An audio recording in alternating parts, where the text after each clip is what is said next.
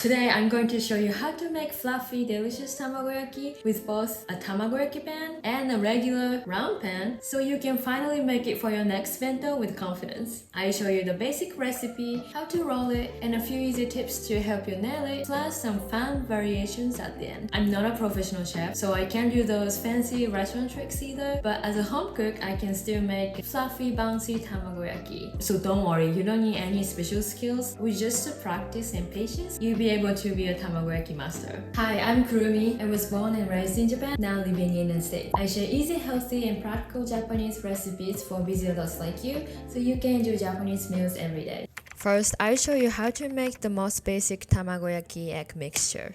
In a medium bowl, add eggs, water, dashi powder, maple syrup, and soy sauce. And here is the secret ingredient that makes it easier to roll up the egg and keeps it moist: cornstarch.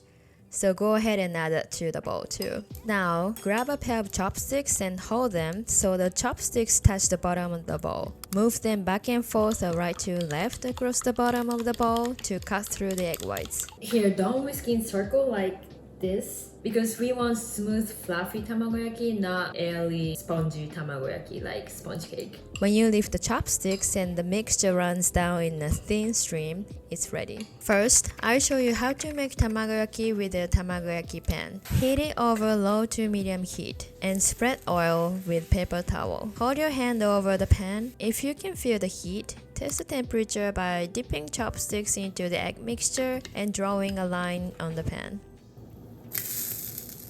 If you hear gentle sizzle, it's ready. Pour in about a third of the egg mixture. That's the sweet spot for the fluffy tamagoyaki, not a thin, dry layered one. Give it a gentle stir from the edges, just enough so it's almost scrambled, but still a little runny. Then tilt the pan so the egg spreads out evenly. Don't stress if there are a few holes, the next layers will take care of it. Once the bottom and edges are set, but the top is still a little jiggly, it's time to roll. Loosen the edges with your chopsticks, fold it from the top, give it a second to stick then, and repeat the process until you roll it all the way up. Then oil the back of the pan, push the roll to the back, and oil the front again. After checking the temperature of the pan, pour in another 1/3 of the egg mixture. Lift the tamagoyaki and tilt the pan so the new layer flows underneath. This helps the layers stick together nicely. Lightly stir again, being careful not to break the connection between the roll and the new layer. Once the bottom and the edges are mostly set, but the surface is still a little jiggly, roll it up just like before. Oil the pan again, then pour in the last third of the egg and tilt it so it runs under the roll. This time, give it just a tiny stir to make sure that the surface looks nice and even, because this will be your last layer, so the looks matter. If you spot any bubbles, go ahead and pop them with your chopsticks. Now it's time to roll it up one last time.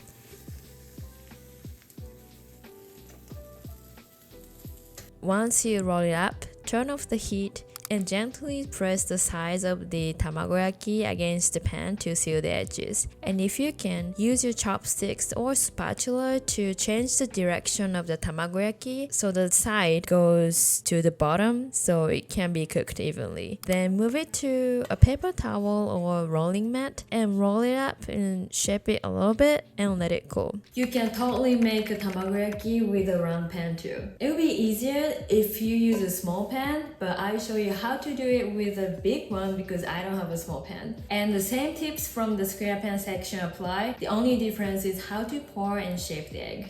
After making sure the pan is hot enough, pour 1/3 of the mixture. But this time, pour into only half the pan, but cook like before. So stir the egg to make not quite scrambled egg, and once the edges and bottom are set, but the surface is still jiggly, fold the round edge toward the center to make rectangle, and roll it up from the top to the bottom. Repeat these processes until you use the all egg mixture. Like the square pan version, make sure to lift up the roll, tilt the pan so the new layer goes underneath the roll. And I found that making tamagoyaki with a round pan was much harder than using a tamagoyaki pan. So I highly recommend to get tamagoyaki pan if you are planning to make it multiple times. You can use a tamagoyaki pan just like a regular pan, so I often use it as a small pan alternative when I'm cooking a small portion. It's not just for tamagoyaki, so you definitely won't regret getting one.